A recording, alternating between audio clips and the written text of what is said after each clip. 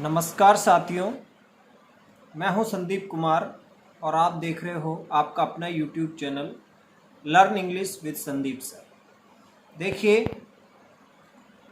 जैसा कि अभी 30 जुलाई को सीनियर टीचर इंग्लिश का जो है सीनियर टीचर इंग्लिश और दूसरे सब्जेक्ट्स का ग्रुप ए और ग्रुप बी का जीके का पेपर हुआ। ग्रुप ए का पहली शिफ्ट में और ग्रुप बी का सेकंड शिफ्ट में। तो देखो, आज हम इस वीडियो में इंग्लिश सब्जेक्ट के बारे में मैं चर्चा करूंगा और साथ ही जो जीके का पेपर हुआ है उसके बारे में भी मैं चर्चा करूंगा। वीडियो में आगे बढ़ने से पहले मैं आपसे रिक्वेस्ट करता हूं कि आप चैनल को सब्सक्राइब कर लें, बेल आइकॉन को प्रेस करके रखें ताकि इस तरह के जो है वीडियोज़ आपको आगे उनका नोटिफिकेशन आपको रिसीव हो सके। देखिए, वीडियो को पूरा देखिए, कंप्लीट वॉच करें, बीच में स्किप ना करें। ये एक बहुत ही इंफॉर्मेटिव और यूजफुल वीडियो होने वाला है।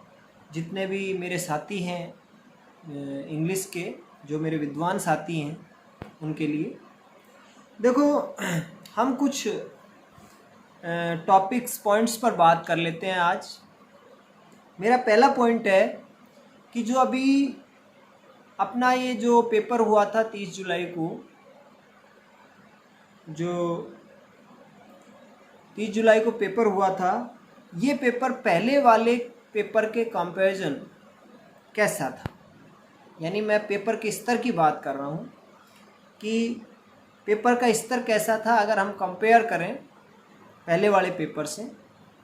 तो देखो, आपको भी देखिए, सभी विद्वान हो, आप स्कॉलर्स हो, आपको भी बिल्कुल पता हो ही गया होगा, पेपर दिया है आप लोगों ने। तो ये जो पेपर था, मेरे अकॉर्डिंग ये आसान पेपर नहीं था। इसको हम आसान पेपर नहीं कह सकते। ये पेपर जो है मॉडरेट से और हार्ड था, मॉडरेट टू हार्ड पेपर इसको कह सकते हैं। हालांकि कुछ एक क्वेश्चंस थे जो आपको सरल भी लगे होंगे, लेकिन कुछ प्रश्नों के सरल होने से क्वेश्चन पेपर आसान नहीं होता है। तो मेरे हिसाब से ये जो पेपर था, इसका स्तर अच्छा खासा था।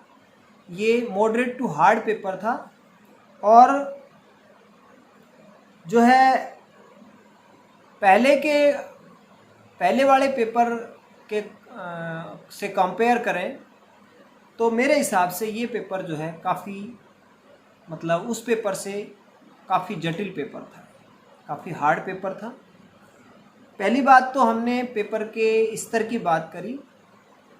मैं भी देखो, मेरे उस समय, मैं आपको बताऊं, मेरे उस समय लगभग मेरी तैयारी नहीं थी सेकंड ग्रेड की। हालांकि मैं रीट की तैयारी कर रहा था, लेकिन उस समय लगभग मेरे 60 क्वेश्चंस सही हुए थे काट पीट कर, और अभी फ़िलहाल 50 ही क्वेश्चन जो हैं सही हुए हैं काट पीट कर। तो इससे भी हम अनुमान लगा सकते हैं कि पेपर टफ था उसके बजाय। अब देखो, बात है अटेंडेंस की। बहुत ही इम्पोर्टेंट वीडियो है, आप सब लोग बने रहें लास्ट तक। अटेंडेंस की बात करते हैं तो देखो, अटेंडेंस 35% रही है। अब आपको लगा होगा कि इतनी कम उपस्थिति क्यों रही। तो जाहिर सी बात है कि जिन लोगों के फर्स्ट पेपर में मार्क्स कम थे, उन्होंने यही सोचा होगा कि हम इस पेपर को देकर के क्या करेंगे। यानी जिन लोगों के मार्क्स कम थे, उन लोगों ने रुचि नहीं दिखाई। They did not show the interest to take the exam. उन लोगों ने रुचि नहीं दिखाई, इस कारण से जो है उपस्थिति कम रही। तो एक तो जो है ये जो उपस्थिति कम रहने का कारण मेरे हिसाब से तो यही है कि जिन लोगों के सब्जेक्ट में मार्क्स अच्छे नहीं बन रहे थे, उन्होंने इसको नज़रअंदाज कर दिया, नेगलेक्ट कर दिया कि देने से क्या फ़ायदा है, फर्स्ट पेपर में तो अच्छे मार्क्स बन नहीं रहे हैं, इसलिए उन्होंने ये पेपर नहीं लिए। दूसरी बात है कि क्या अटेंडेंस कम रहने से जो है मेरिट पर कोई प्रभाव आएगा या नहीं, ये सबसे इम्पोर्टेंट बात है। देखो मेरिट पर इसका क्या प्रभाव होगा जब हमारे जो है जीके के पेपर की लगभग, मैं ग्रुप बी की बात कर रहा हूँ, लगभग 35% के आसपास स्टूडेंट्स की प्रेजेंस रही है, उपस्थिति रही है, तो मेरिट पर इसका क्या इफ़ेक्ट देखने को मिलेगा। तो मेरे हिसाब से देखो, अगर मैं मेरे अकॉर्डिंग कहूँ तो इसका कोई प्रभाव पड़ने वाला नहीं है। अब क्यों नहीं है, ये आप भी सोच सकते हो कि जिनका सब्जेक्ट का पेपर अच्छा हुआ है, जिन लोगों का सब्जेक्ट का पेपर अच्छा गया था, वो लोग तो वहीं की वहीं हैं, उन्होंने पेपर दिया है।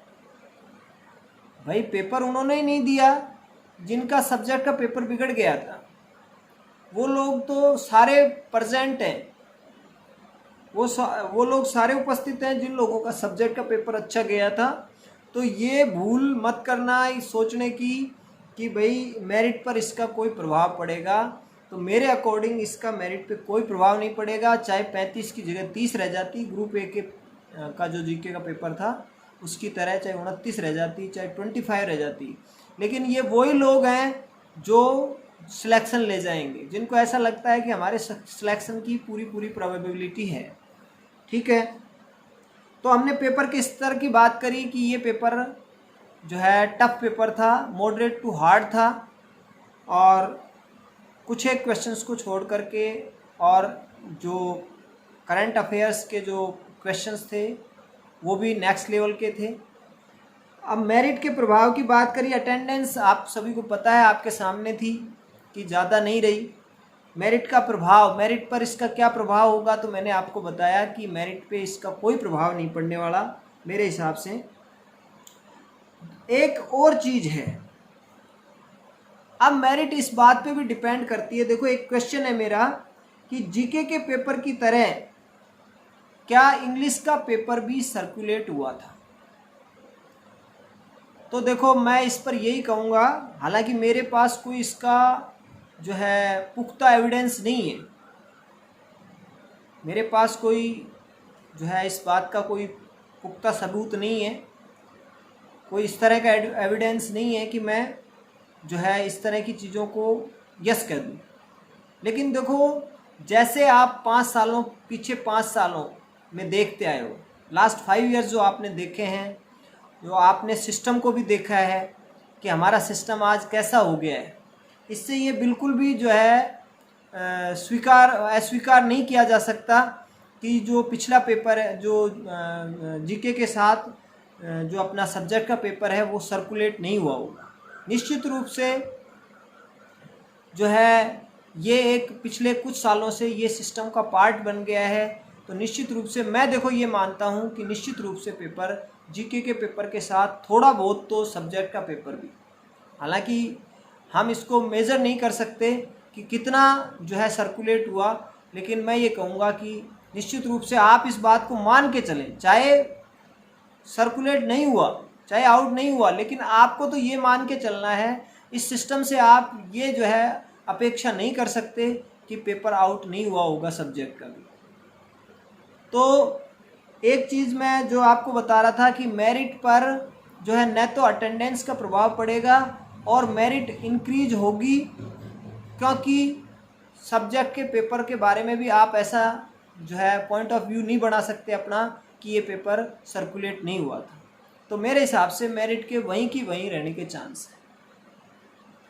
दूसरा है विगत, एक और पॉइंट मेरे मन में आ रहा है साथियों कि विगत वर्षों की अपेक्षा कट ऑफ क्या रह सकती है। ये एक बहुत ही महत्वपूर्ण क्वेश्चन है, आप इसको ध्यान से सुनना। मैं आपको बता देता हूँ, मैंने पिछली इंग्लिश में 2011, 13, 16, 18 जो भी जो है सीनियर टीचर इंग्लिश की जो भर्तियां हुई हैं, उसकी मैंने कट ऑफ देखी है। तो बात ये है अब कि पिछले वर्षों की अपेक्षा जो पिछले लास्ट ईयर जो 2011 है, 13 है, 16 है, 18 है, जो कट ऑफ रही थी, क्या वही कट ऑफ जो है अब भी रहेगी? तो देखो, सबसे पहली बात तो ये है कि जब भी कोई भी ईयर में जब एग्ज़ाम होता है या भर्ती निकलती है तो कट ऑफ जो है डिसाइड होती है उसके जो है उस समय पद कितने थे। तो अभी हमारे पास जो है अच्छे खासे पद हैं, लगभग टोटल जो है 1668 पद हैं इंग्लिश में, 1668। तो मेरिट यहाँ से डिसाइड होगी कि हमारे पास how many post are available for this exam, कि इस एग्ज़ाम के लिए, इस भर्ती में हमारे पास कितने पद अवेलेबल हैं। तो हमारे पास अच्छे खासे पद हैं, इसलिए कभी भी जो है पिछली भर्तियों से कंपेयर करने की भूल ना करें। वहाँ जो है पदों की संख्या कम बढ़ती रही है, ठीक है। तो मेरे हिसाब से एक चीज़ और मेरे दिमाग में आ रही है कि पिछले वर्षों की अपेक्षा अब की बार मेरिट कम रह सकती है। आप कहोगे सर क्यों? इसका एक कारण है। इसका कारण ये है कि एक तो नंबर ऑफ पोस्ट जो हैं वो अधिक है, जो पदों की संख्या है वो अधिक है। और हालांकि जैसे जैसे हम साल दर साल हम आगे एडवांस होते जाते हैं और पढ़ने के तरीके में भी और टेक्नोलॉजीज़ में भी जो है अंतर आता जाता है, लेकिन फिर भी मैं कहूँगा कि अगर पदों की संख्या को हम देखें तो कट ऑफ के कम रहने की संभावना है। पहली बात तो ये है कि पदों की संख्या अच्छी खासी है। दूसरी बात ये है कि सब्जेक्ट के पेपर का हम अनुमान नहीं, गैस नहीं कर पा रहे हैं कि कितना जो है सर्कुलेट हुआ था, लेकिन उसके सर्कुलेट होने के बावजूद भी जो अब ये जीके का पेपर हुआ है, ये इसका जो स्तर था वो अच्छा खासा था। यानी आपको बहुत कम लोग मिलेंगे जो 60+ क्वेश्चंस जिनके राइट हुए होंगे। ये मैं अपना जो है एक गैस वर्क बता रहा हूँ कि 60+ जो, यानी मैं जब ये कह रहा हूँ 60+, तो जिनके भी जीके में 60 के आसपास हैं वो मतलब पूरी उनकी प्रोबेबिलिटी है कि उनका सिलेक्शन हो जाए, ठीक है। और अभी मैं कट ऑफ प्रेडिक्ट नहीं करूँगा, कट ऑफ बाद में प्रेडिक्ट करूँगा। एक बार जो है मैंने आज ये वीडियो इसीलिए बना दिया। और जहाँ तक मेरे स्कोर कार्ड की बात है साथियों, तो मेरा स्कोर कार्ड कोई अच्छा स्कोर कार्ड नहीं है, मैंने पहले ही आपको बताया। देखो, मेरे सब्जेक्ट के पेपर में लगभग 97 क्वेश्चंस जो है काट पीट के सही हो गए थे, और अब लगभग 50 क्वेश्चन, तो अगर हम ऐसे इसको जो है करें, कैलकुलेट करें, तो जो है 290 नंबर के आसपास नंबर बनते हैं। तो 290 290 जो नंबर्स हैं मेरे हिसाब से जो है काफ़ी शॉर्ट हूँ मैं, जहाँ तक कट ऑफ की बात है। और जो कट ऑफ रहेगी तो मेरे हिसाब से, क्योंकि मेरी कैटेगरी ओबीसी है, और तो मैं हिसाब से I am short of the cut off, ठीक है। तो दूर हूँ कट ऑफ से, ये मेरा इंडिविजुअली मेरा सोचना है। हालांकि जो है भविष्य के गर्भ में क्या छुपा हुआ है, हो सकता है जो मैं बता रहा हूँ जो है 290 जो बता रहा हूँ ये सफिशिएंट हो, लेकिन मुझे नहीं लगता, जहाँ तक मेरे परसेप्शन की बात है, मुझे नहीं लगता कि ये सफिशिएंट होंगे। और भविष्य के गर्भ में क्या छुपा है ना, no one knows what will happen next.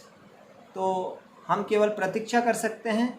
एक दिन मैं सेकंड ग्रेड की कट ऑफ को भी एनालाइज करूँगा नेक्स्ट वीडियो में, कभी भी 2, 4, 5, 7 दिन में, ठीक है। तब तक के लिए आपका बहुत बहुत धन्यवाद। आपने अगर पूरा वीडियो वॉच किया है, मुझे सुना है, तो मैं आपसे एक ही बात कहता हूँ कि आप जो है ज़रूर, अगर आपको पसंद आता है, वीडियो पसंद आया है, तो आप सब्सक्राइब करें, लाइक करें, और आपके जो है कोई भी अगर क्वेरी है तो आप कमेंट बॉक्स में कमेंट डालें, मैं हर संभव कोशिश करूँगा कि आपको रिप्लाई कर सकूँ। थैंक यू वेरी मच, बहुत बहुत धन्यवाद। Have a nice day.